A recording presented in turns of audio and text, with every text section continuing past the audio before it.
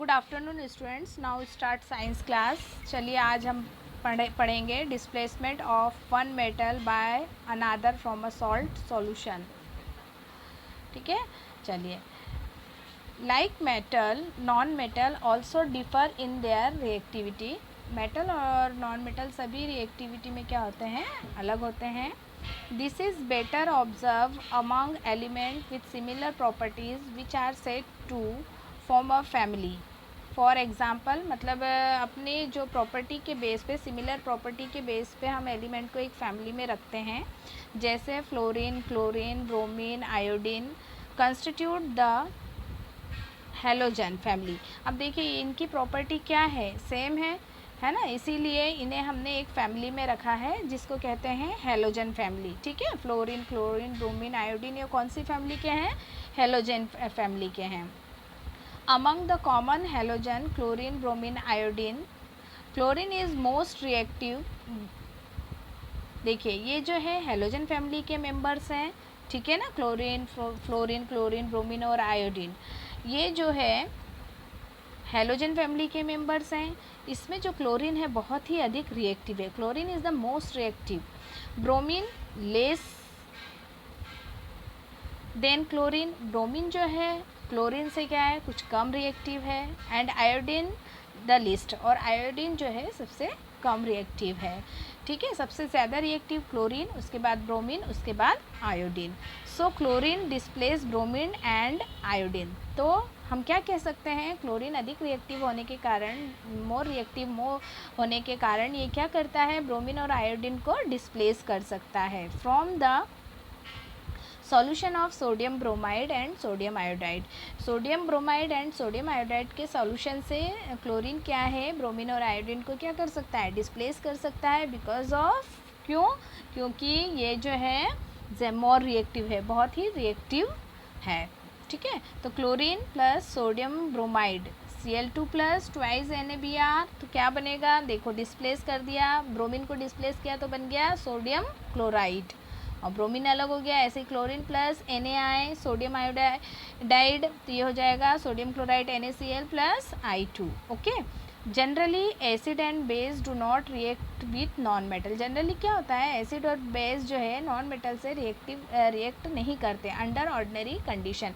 सामान्य परिस्थितियों में एसिड और बेस जो है नॉन मेटल से रिएक्ट नहीं करते हैं। ठीक है, अब यूज़ ऑफ मेटल देखते हैं। यूज़ ऑफ मेटल में क्या है, metal are broadly varieties of uses which make them to integrate part of our life. Some of them, देखिए मेटल का तो हमारी लाइफ में बहुत इस्तेमाल है, आप लोग जानते ही हैं। हमारी ज्वेलरीज भी मेटल की बनी, हमारे यूटेंसिल भी मेटल के बने, हमारे घर के जो आर्टिकल्स होते हैं वो भी मेटल के बने, इलेक्ट्रिसिटी में भी मेटल का इस्तेमाल है। तो मेटल तो सभी जगह इस्तेमाल होता है ना, व्हीकल्स वगैरह सभी जगह। और copper wire are generally use for domestic wiring and aluminium wire for long distance electrical transmission. Aluminium is lighter and cheaper than copper.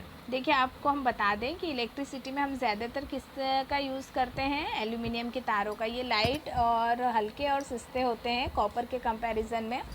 ठीक है ना, copper, aluminium and iron are use to make household utensil. आपको मैंने बता ही दिया, copper हो गया, aluminium हो गया, है ना, आयरन, ये हमारे हाउस होल्ड यूटेंसिल में भी काम आते हैं। Tools, machines and equipment. Iron is use to construction. देखिए हमारे घरों के कई चीज़ें, बर्तन बनाने के, मशीनें बनाने के लिए, टूल्स बनाने में, है ना, इनका इस्तेमाल होता है। कंस्ट्रक्शन में होता है आयरन का इस्तेमाल। Rusting of iron is prevented by galvanisation. देखिए आयरन पे जो जंग लगता है उसको हम किससे प्रिवेंट कर सकते हैं, कि इससे बचा सकते हैं, गैल्वेनाइजेशन के थ्रू हम उसे प्रोटेक्ट कर सकते हैं। A process in which iron equipment और pipe is coated with zinc. Galvanised iron is use to making water pipe, wire net, barbed wire and many other things. हम गैल्वेनाइज प्रोसेस से iron को protect करके इसके कई चीज़ें बनाते हैं, जैसे वाटर पाइप, वाटर नेट, है ना, बारबेड वायर, और भी कई ऐसी चीज़ें हैं जिससे जो हम क्या करते हैं, आयरन को गैल्वेनाइज करके बनाते हैं। आयरन, जिससे आयरन क्या है, ख़राब नहीं होता है, इस पर रस्ट नहीं लगेगा।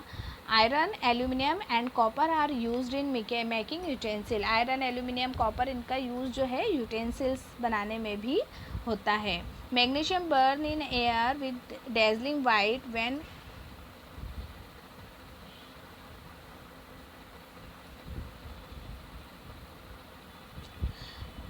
magnesium burn in air with a dazzling white light and ignited, therefore it is used to firework। देखिए मैग्नीशियम जो है जलने पे कैसा जलता है, वाइट लाइट की तरह। इसकी वाइट लाइट के साथ ये क्या करता है, जलता है, इसलिए इसका यूज़ किस में किया जाता है, फायरवर्क में किया जाता है। Mercury does not stick to glass. Mercury जो है ग्लास में चिपकती नहीं है। मरकरी मेटल होने के बावजूद, मैंने आपको बताया था ना एक्सेप्शन कैसे, लिक्विड स्टेट में होती है रूम टेम्परेचर पे। At the same time it is good conductor of heat, so it is use for making thermometer. ये हीट की भी बहुत अच्छी गुड कंडक्टर है, इसलिए इसका यूज़ क्या करते हैं हम, थर्मामीटर में करते हैं।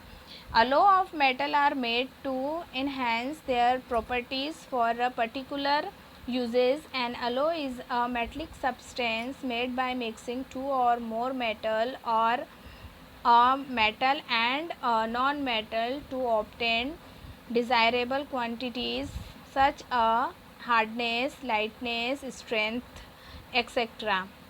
देखिए अलोज का यूज़ हम अपने लाइफ में कई जगह करते हैं, और अलोज जो होते हैं बहुत अच्छे होते हैं, मतलब बहुत टिकाऊ भी होते हैं, हल्के भी होते हैं, अच्छे सारी प्रॉपर्टीज़ अच्छी होती हैं, गुड प्रॉपर्टीज़ होती हैं। तो अलोज क्या होते हैं, दो या दो से ज़्यादा मेटल्स को मिला के जो मेटल तैयार किया जाता है उसको हम कहते हैं अलोज मेटल, ठीक है। Non metal is obtain desirable quantities such as hardness, lightness, strength. Non metals में ये सारी प्रॉपर्टीज़ होती है ना, कौन कौन सी, हार्डनेस, लाइटनेस, ठीक। Steel is an alloy of iron, carbon, nickel and chromium. तो देखिए कोई पूछेगा अलोज मेटल का एक एग्जांपल दीजिए, तो स्टील है। स्टील किस किस धातु से मिलके बना है, किन किन मेटल से मिलके बना हुआ है, आयरन, कोबाल्ट, निकल एंड क्रोमियम, ठीक है। तो आयरन, निकल, कोबाल्ट और क्रोमियम से मिलके अलोज कौन सा तैयार हुआ है, steel. Where base is in all alloy, whereas base is in alloy, copper and zinc, and brass is in alloys of copper and tin। देखिए ब्रास जो है किसका alloy है, कॉपर और जिंक का, और copper and zinc. And bronze जो है किसका alloys है, कॉपर और टिन का। ब्रास जो है कॉपर जिंक से मिलके बना है, और ब्रॉन्ज जो है किससे मिलके बना है, कॉपर और टिन से। ये है एग्जाम्पल ऑफ alloys, याद रखिएगा आप लोग। Silver, gold and platinum are noble. देखिए मैं आपको पहले भी बता चुकी हूँ, क्योंकि ये जल्दी मॉइस्चर, ऑक्सीजन से रिएक्ट नहीं करती, इसलिए इन्हें हमने नोबेल मेटल कहा है।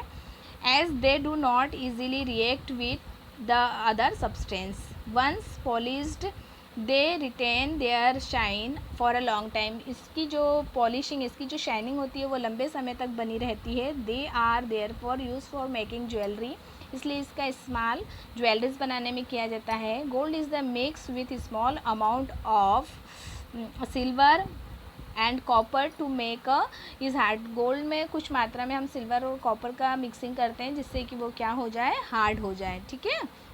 इस तरीके से हमने ये मेटल्स के और भी यूजेस है। Sodium, titanium, zirconium are used in atomic energy and space research. इनका यूज़ हम स्पेस रिसर्च के लिए, एटॉमिक एनर्जी के लिए करते हैं, सोडियम, टाइटेनियम और जिंकोनियम का। Zirconium is used in the preparation of bullet proof alloys steel. Bullet proof alloys steel बनाने में किसका इस्तेमाल होता है, जिंकोनियम का। Alloys are homogeneous solid mixture of metal और of metal and non metal. Alloys क्या है, homogeneous mixture of metal and non metal. Alloying is done to make the